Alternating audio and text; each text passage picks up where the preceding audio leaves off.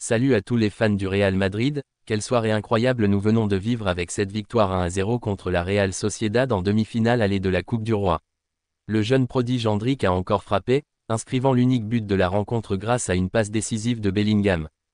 Mais ce n'est pas tout, le match a été marqué par des moments intenses, notamment l'activation du protocole contre le racisme par l'arbitre suite à des chants offensants visant Raúl Asensio et Vinicius Junior. De plus, des décisions arbitrales controversées ont suscité la colère des Madrilènes, renforçant la tension entre le club et les instances arbitrales. Avant de continuer, dites-nous ce que vous pensez de la performance du Real Madrid face à Real Sociedad, et n'oubliez pas de liker et de vous abonner à la chaîne pour ne rien manquer des nouvelles actualités du club, ça prend 3 secondes et ça fait super plaisir, merci à tous et à la Madrid. Le Real Madrid réclame un penalty pour cette main d'Aguerd, ni l'arbitre ni la VAR ne réagissent. Le joueur de la Real Sociedad a commis une main dans la surface, mais ni l'arbitre ni la VAR n'ont voulu siffler quoi que ce soit. Le Real Madrid mène 1-0 dans les dernières minutes du match, mais l'écart aurait pu être plus grand si l'arbitre avait accordé un penalty pour une main d'un joueur de la Real Sociedad. Aguerd a touché le ballon de la main dans la surface après un centre de Lucas Vázquez, mais ni l'arbitre ni la VAR n'ont jugé cela comme une faute. Bien que l'action soit claire, la VAR et Sánchez Martínez ont totalement ignoré l'idée d'accorder un penalty au Real Madrid. Une fois de plus, il est démontré que le CTA et l'arbitrage espagnol jouent avec les critères pour désavantager les merengues. Ils n'ont rien sifflé, l'action provient directement du joueur numéro 21 de la Real Sociedad, Aguerd, qui tente d'enlever son bras pour éviter le contact. Cependant, la main est évidente et empêche une action claire pour Madrid. Malgré cela, Sánchez Martínez a complètement écarté la possibilité de siffler un penalty. De plus, la complicité de la VAR est particulièrement préoccupante aujourd'hui, voyant comment ces actions sont ignorées. Un processus de décision qui laisse plus d'un observateur perplexe sur la crédibilité de l'arbitrage. Ce n'est pas la première fois cette saison que ce genre de décision va contre le Real Madrid. Surtout depuis que le club a engagé un bras de fer contre le CTA, dénonçant précisément ce type de décision. Il semblerait que cette prise de position ait des conséquences sur l'arbitrage des matchs du Real Madrid.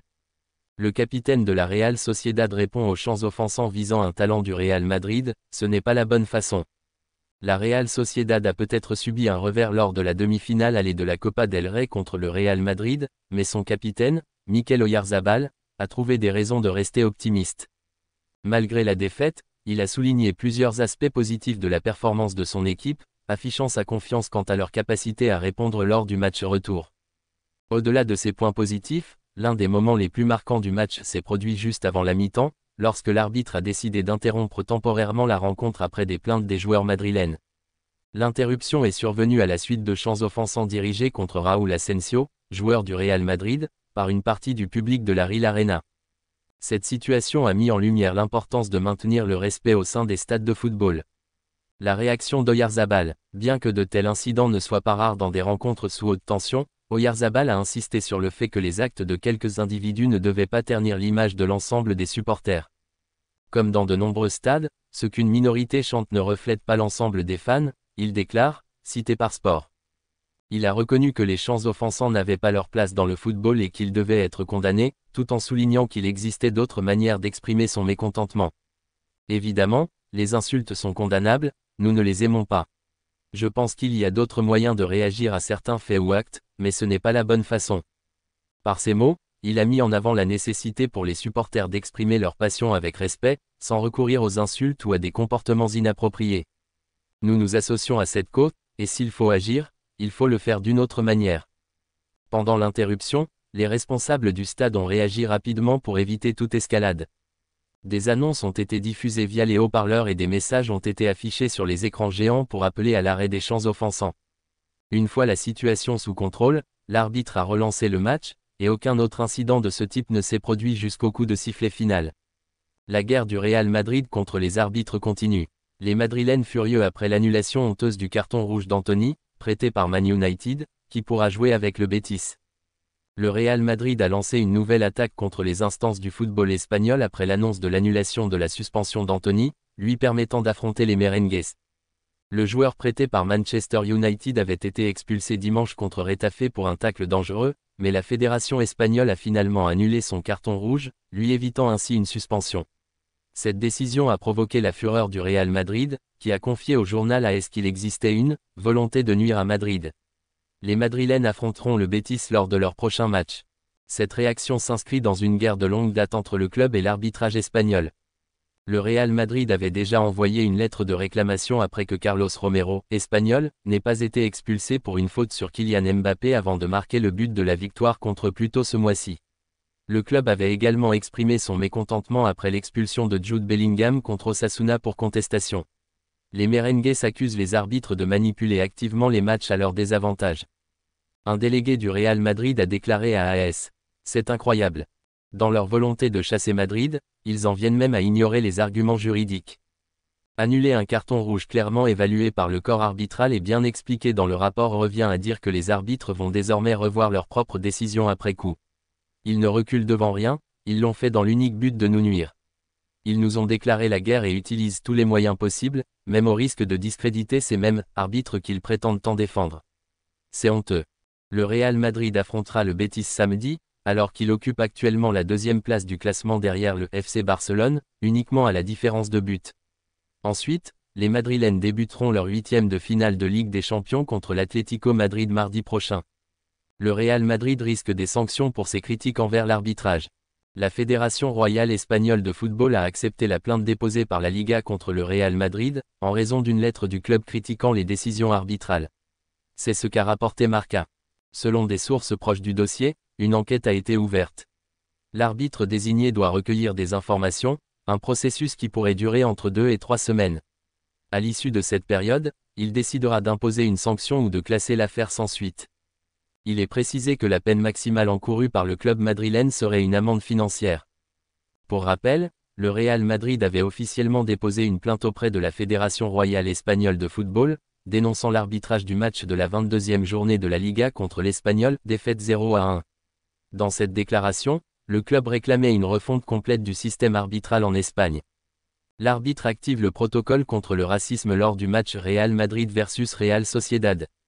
L'arbitre de la rencontre, Sánchez Martínez, a activé le protocole contre le racisme lors du match opposant le Real Madrid à la Real Sociedad en Copa del Rey.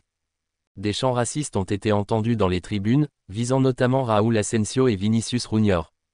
Face à cette situation, l'arbitre a décidé d'interrompre temporairement la rencontre dans les dernières minutes de la première mi-temps. Il a ensuite échangé avec les entraîneurs des deux équipes ainsi qu'avec le chef de la sécurité du stade. Les responsables du stade ont adressé un avertissement via les haut-parleurs, indiquant que si ces insultes ne cessaient pas, le match pourrait être suspendu temporairement, voire annulé. Endrick et Brahim réagissent après Real Sociedad 0-1 Real Madrid, gagner ici n'est pas facile. Le Real Madrid a remporté une victoire cruciale, 1-0, contre la Real Sociedad lors de la demi-finale allée de la Copa del Rey, grâce à un but décisif d'Endrick, le héros de la soirée. L'attaquant brésilien a permis à son équipe de prendre un avantage important avant le match retour. Après la rencontre, il a souligné l'importance de cette victoire et l'objectif clair de l'équipe, remporter le trophée. Endrick, nous avons fait ce qu'il fallait faire. Endrick a reconnu la difficulté de jouer à la Real Arena, un stade réputé compliqué, mais a insisté sur le fait que le Real Madrid a su tenir bon pour obtenir un succès bien mérité. Plus grand que, jouer ici est difficile, mais nous avons fait ce qu'il fallait. Ce 0-1 est une bonne chose pour nous, car nous avons le match retour à domicile et nous allons chercher cette coupe, a-t-il déclaré à Real Madrid TV. Son analyse du but. L'attaquant madrilène a également analysé son but, mettant en avant son contrôle précis et sa finition intelligente du bout du pied. Plus grand que, c'était un beau but. J'ai dû bien contrôler le ballon et frapper avec l'extérieur du pied. Je sais que je peux aider l'équipe en marquant des buts ou en me battant sur le terrain, et je suis très heureux. Il a toutefois avoué une certaine frustration d'avoir manqué une autre opportunité, lorsqu'une frappe puissante a heurté la barre transversale. Avec 4 buts dans la Copa del Rey, Endrick prouve qu'il peut être décisif, même si son temps de jeu en d'autres compétitions reste limité. Plus grand que, je suis un travailleur et je dois continuer à travailler. J'aime aider l'équipe et je suis heureux de marquer mon 4e but dans cette compétition. Brahim Dia, nous sommes dans un grand moment. De son côté, Brahim Dia a également réagi à cette victoire, insistant sur la difficulté de battre la Real Sociedad dans son propre stade. Plus grand que, jouer ici est toujours compliqué et nous avons très bien concouru. Gagner ici n'est pas facile, mais l'équipe a été excellente et nous avons réalisé un grand match. Il a aussi mis en avant la grande forme actuelle du Real Madrid, une dynamique qui sera essentielle pour la suite de la saison. Plus grand que, nous sommes dans un grand moment, il faut continuer ainsi. Nous prouvons que nous sommes là quand ça compte, en nous battant pour tout. Enfin, Brahim a exprimé sa fierté de jouer pour le club madrilène, soulignant la grandeur du Real Madrid et l'honneur que cela représente pour lui. Plus grand que, c'est un honneur d'être ici, dans le plus grand club du monde. C'est incroyable, une immense fierté pour moi et ma famille, cela me donne des frissons. Plus grand que, j'espère vivre encore beaucoup d'autres moments comme celui-ci. Pour moi, le Real Madrid, c'est tout. C'est la grandeur à tous les niveaux, et on le ressent à chaque fois que l'on entre sur le terrain. Avec cette victoire, le Real Madrid se rapproche un peu plus d'un nouveau titre, et l'équipe reste déterminée à tout gagner cette saison. Vinicius Junior, et un possible départ du Real Madrid qui inquiète le vestiaire. Le vestiaire du Real Madrid est conscient de l'intérêt grandissant de l'Arabie Saoudite pour Vinicius Junior. Bien que le Brésilien plaisante sur le sujet avec ses coéquipiers, l'inquiétude commence à s'installer. Une situation qui fait parler à Valdebebas. Un véritable cas Vinicius Junior est en train d'émerger au Santiago Bernabéu. Même si le Real Madrid assure que son départ vers l'Arabie Saoudite n'est pas d'actualité, la question fait débat en interne. Selon Relevo, plusieurs joueurs du vestiaire ont discuté du sujet avec Vini, qu'il aborde avec légèreté. Il en rit avec ses coéquipiers, et l'affaire ne semble pas perturber sa saison. D'ailleurs, le club le perçoit comme étant calme et concentré, malgré ses clashes répétés avec les arbitres et ses provocations envers ses adversaires. Cependant, derrière les blagues, certains joueurs ressentent un malaise, Vinicius ne ferme aucune porte et n'a toujours pas pris de décision. Madrid veut lui proposer une amélioration de contrat, mais l'impression grandit dans le vestiaire que l'argent saoudien commence à le séduire. L'Arabie Saoudite reste en embuscade. De leur côté, les clubs saoudiens suivent attentivement la situation. Ils n'ont pas contacté le Brésilien ces derniers mois, mais attendent le bon moment pour passer à l'offensive. Si les négociations pour une prolongation avec le Real Madrid échouent, l'Arabie Saoudite mettra tout en œuvre pour le recruter. Les Saoudiens considèrent Vinicius Junior comme un joueur stratégique pour le développement de leur championnat. Son arrivée pourrait attirer d'autres stars mondiales et donner un coup d'accélérateur au projet de la Saudi Pro League. Pour cela, ils sont prêts à faire de lui le joueur le mieux payé du monde, avec un salaire avoisinant les 200 millions d'euros par saison.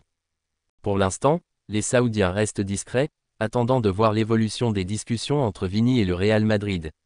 Mais au sein du vestiaire madrilène, l'inquiétude devient de plus en plus réelle. Dani Ceballos, un revirement inattendu, contacte entre le Real Madrid et le Betis. L'avenir de Dani Ceballos pourrait prendre un tournant surprenant. Alors qu'un départ semblait inévitable en début de saison, le milieu espagnol se rapproche désormais d'une prolongation avec le Real Madrid. Un changement radical. Le Real Madrid est en pleine réflexion sur la structure de son effectif pour la saison prochaine. Longtemps considéré comme un joueur sur le départ, Ceballos a totalement changé la donne grâce à ses performances récentes. Avec le départ de Toni Kroos, son rôle au sein de l'équipe s'est considérablement renforcé, lui permettant de devenir un élément clé dans le schéma de Carlo Ancelotti. Ses prestations ont non seulement conquis le staff technique, mais le joueur lui-même semble plus épanoui que jamais dans son rôle actuel. Son envie de rester à Madrid s'est ainsi renforcée. Contact avec le Betis, mais une prolongation en vue. Alors que des contacts avec le Betis Séville avaient été évoqués, le scénario d'un retour en Andalousie semble désormais s'éloigner. La tendance actuelle va plutôt vers une prolongation avec le Real Madrid, une nouvelle qui ravirait aussi bien le club que les supporters. Désormais, Ceballos s'impose comme un maillon essentiel du jeu madrilène, prouvant qu'il a encore un rôle à jouer au sein de l'effectif. Une évolution spectaculaire pour un joueur que beaucoup voyaient déjà quitter le Santiago Bernabéu il y a quelques mois. Bayern Munich met en jeu 50 millions pour Arda Güler, un dossier explosif. L'avenir d'Arda Güler au Real Madrid devient incertain. Avec peu de temps de jeu cette saison, le jeune milieu offensif turc attire déjà l'attention d'un géant européen prêt à faire une offre XXL pour l'arracher à la Casablanca. Bayern Munich passe à l'offensive. Le Bayern Munich cherche à renforcer son attaque et voit en Güler une cible idéale. L'échec probable du transfert de Florian Wirtz, qui privilégie un départ vers Manchester City, pousse le club allemand à explorer d'autres options. Selon les dernières informations, les Bavarois seraient prêts à proposer 50 millions d'euros pour convaincre le Real Madrid de lâcher son prodige dès cet été. Un problème de temps de jeu au Real Madrid. Malgré son talent, Güler peine à trouver une place dans la rotation de Carlo Ancelotti.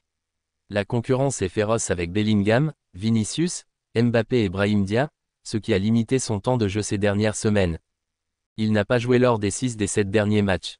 En Liga, il est resté sur le banc lors des 4 dernières journées. Il n'a pas disputé la Ligue des Champions contre Manchester City. Sa seule titularisation récente remonte à la Copa del Rey contre Leganés. Des performances malgré tout encourageantes. Malgré cette situation compliquée, ses statistiques restent positives avec 3 buts et 5 passes décisives en 967 minutes, soit une contribution à un but toutes les 121 minutes. Cependant, sans plus d'opportunités, un départ pourrait devenir une option sérieuse pour lui. Le Real Madrid va-t-il céder? Pour l'instant, Madrid ne veut pas vendre. Le club considère Güler comme un investissement pour l'avenir et souhaite lui donner du temps pour s'adapter. Mais si la situation ne change pas, le joueur pourrait être tenté d'accepter le défi proposé par le Bayern. Le mercato s'annonce agité, et Arda Güler sera au cœur des débats. Madrid tiendra-t-il bon face à l'assaut bavarois? Affaire à suivre.